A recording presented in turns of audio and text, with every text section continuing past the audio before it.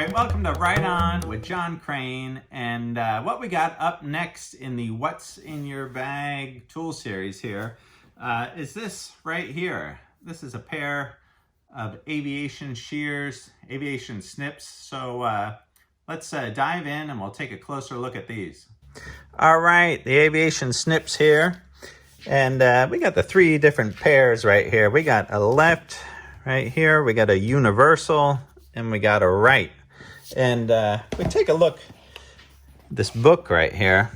Here's an old book here, General Metals. And I actually think Mr. Pete there, I don't know if you guys watch Mr. Pete, his YouTube channel, but he's an old shop teacher, and I think he used to teach out of this book right here. And it's just a great book with all kinds of metalworking stuff in there. And if we come right here to the cutting sheet metal page, and we look down here at the Aviation Snips, and you can see, right, we got the left, the universal, and the right. And in this picture here, it's showing the right cutting around to this direction, the left cutting around to this direction, and then you got the universal there. And I've noticed with these lefts and rights, you can cut either direction depending on if you have the snip held up one direction or if you have it flipped over. It kind of depends. So depends on the project that you're working on there. But this is just kind of a general rule of thumb there. And these are just some great snips to have. There's other types of snips like these shears right here. And here's a pair of the WIS A10s. And these are really good. These have a like a smooth edge to them, and they leave a nice smooth edge on the sheet metal when you're cutting it. These here, as you can see, has a little bit of like a serrated edge, and those are great too. Sometimes that helps you get a little bit more grip and it shears the metal a little quicker, but it can also leave a little bit of a rougher cut on the metal there, not quite as smooth, and you end up with little ridges, little crinkles on the edge of your sheet metal. So these three come in handy on all kinds of projects. You know, whether you're cutting a piece of flashing for your house, for a window or a door trim or that type of thing, or you're you're doing some layout on some sheet metal here, and you want to cut out a different project. So here I just drew out some circles here, and I'll show you the left, right, and the universal there. All right, here's a pair of the left-hand shears there, and so if we want to cut this circle around to the left, sometimes the control, or being able to see your chip curl to the bottom, you can see the line real clear. So instead of holding these snips like this, you can hold these snips like this, and see this edge right here, the sheet metal will curl up this, right? So let me demonstrate here. So we're gonna go around to the left there. And so if I start on this line, right, and I start working this around, and see, I can really see the line that I'm working with there. And you can see what's happening here is the metal is curling down to the bottom.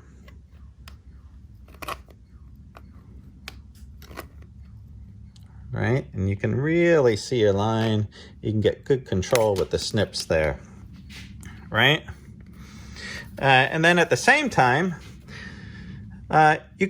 here's the same left-hand aviation snips. Now, if you don't mind this curling upwards, right here, you can cut now to the right. So that's what I'm saying about these being left or right snips. But I really prefer the curl to be going down, and you can really see the line that you're working with there. So it all depends on the application, what you're cutting, how you can get your hand around a part, how you can access a part. But here's right? That's a pair of left-handed ones going either left or right. And so likewise, same thing with the right-handed shears. Now here we go, and we're going around the circle to the right with these and these. I like this a little bit better. All right, you can see what you're working on there, and it's curling down and away. So that's a nice application for these, you know, cutting circles, cutting arcs, that type of thing. And then these universal ones right here, see that? They have nice straight blades, and you're supposed to be able to go either to the left or to the right, or, you know, these are good for cutting nice and straight. These are really good for cutting nice and straight. You can get these in all kinds of sizes and lengths, but that's a nice pair to have. Typically, you're going to see this type of aviation snip out there, right? All made by Wiss. This is a great company there. But you'll see the colored handle ones. They're real popular in the stores and that kind of thing nowadays. Won't necessarily look like these old school ones here, but this pair right here still works great. All right, here's a little spot in the shop right here. Some oil cans that I got for the machinery here, for the, you know, for the Bridgeport mill and for the lathe, and some oil cans. And this, I'd just like to build a small little metal tray that I can put these oil cans in. So let's head over to the bench, and I'll show you with sheet metal how we can make a quick little tray. All right, here's a piece of light gauge sheet metal here, a piece of galvanized. This is 8 inches by 11 inches. And you can get this at any hardware store. What this is usually sold for is as a shingle to slip up like under a cedar shingle roof type of thing. Maybe you got a little leak or something, a little hole, get the woodpeckers up there banging on the roof. You go up there, you slide this under the shingle, and it stops the leak for a few more years there. But I'm just going to turn this guy into a little tray. So first step, it's just a little acetone here, and come in and just give this a good little wipe down. Usually this sheet metal comes and it's got a little oil on it, so this is good to just give it a quick little wipe down there. All right, now I'll come in with a little layout die, and I'll use a little Sharp'em. You know, usually using Dykem to do a little layout on some sheet metal, but actually here's a great little tip. A Sharpie works great for layout die, and if you get these big thick Sharpie markers here, it works really well. So I'm just going to come in, and I'm going to go all the way around.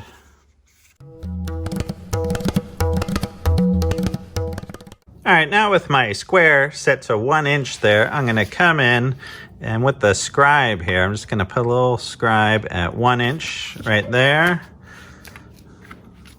Same thing on this edge.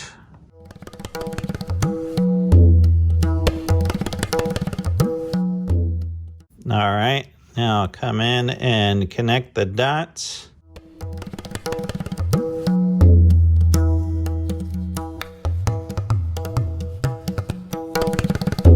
An easy way to do that too is these rulers are always 1 inch thick. You could just lay this right along the edge there, and that will come out to be 1 inch there for you for scribing. All right, now I got my square set to a 1/2 inch, and I'm going to come in and just put a little X in each corner here. And this will be the layout for my rivets.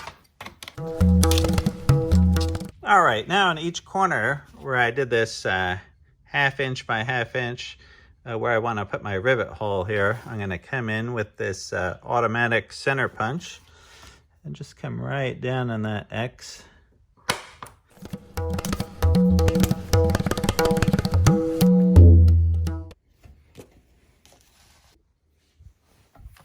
All right, now I'm going to come in with a 9/64 drill bit.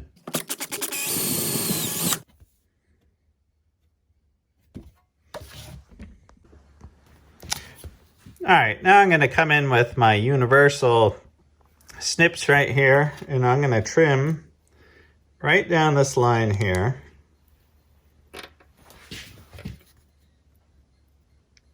And stop just right at that line. And I'll do the same thing on all four corners. And then what I'm going to do is these are going to end up being little tabs, and you'll see here in a minute, but I just want to trim off a slight angle on all these.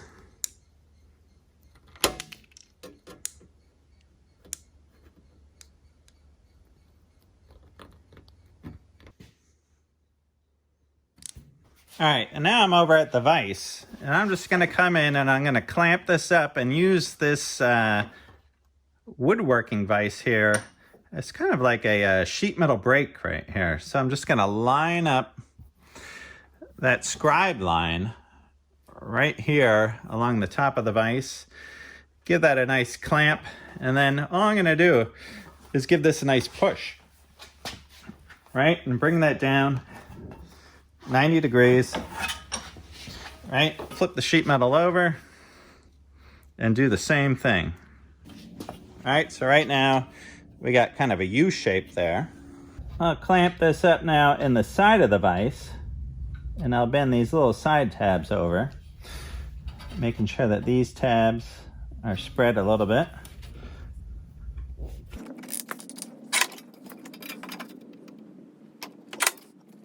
I just got a little block of wood on the table, and I'm putting this over the top of it. I'm just gonna tap these edges in, fold these little tabs over,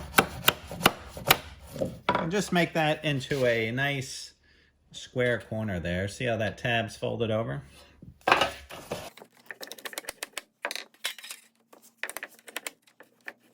Now that those tabs are folded over, I'm just gonna come in and follow through with this drill bit. All right, and now I'm just coming in with a 1/8 inch pop rivet here. I got loaded in the gun, and we'll just pop this right in here.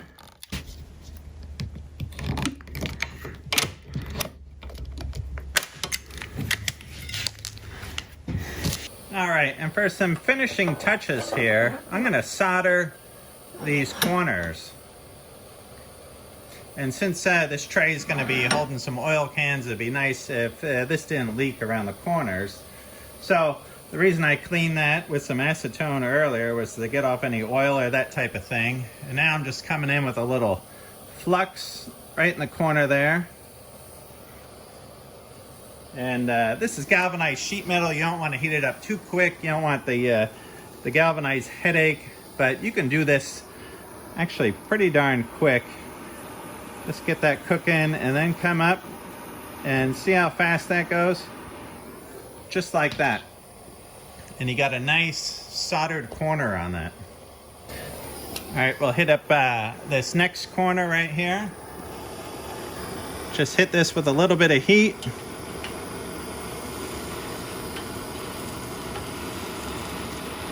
And there, that's all you need right there.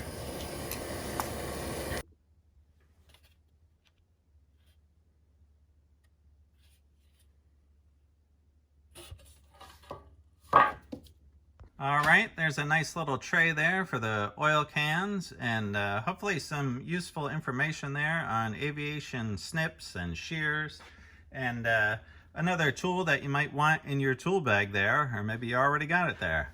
All right, well, I hope you guys like this video. Doing this series here on what's in your bag, and I'm slowly compiling a list there on my website, right on with joncrane.com. I'm putting a list there of all the tools that I got in my tool bag, and I'm trying to put up a picture of each one and possibly a link there to each tool where you could buy it, type of thing. So yeah, if you guys like this series, like my videos there, maybe give me a thumbs up and a subscribe there, and right on. All right, hope you guys are well, and I'll see you all soon.